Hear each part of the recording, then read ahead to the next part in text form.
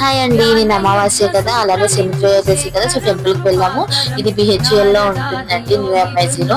అలానే ఇక్కడ మనకి ప్రతి అమావాస్యకి ఇలా ప్యాకేజ్ ఇస్తారు. 250 రూపీస్ ఉంటుంది. గుమ్మడికాయ, నవగ్రహాలు, సాల్ట్, బెల్లం, అగరత్తులు, దీపం అన్ని కూడా వాళ్ళే ఇస్తారు.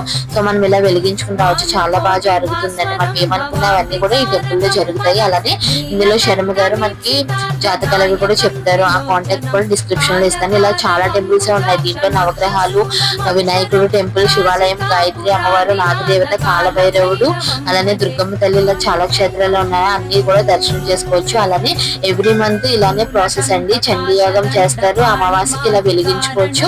అలానే మనకి బాల త్రిపుర సుందరి అమ్మవారి అవతారంలో మనకి ఈసారి పూజలు అవి చేశారండి. అసలు అమ్మవారిని చూసినంతసేపు చాలా హ్యాపీగా అనిపించింది.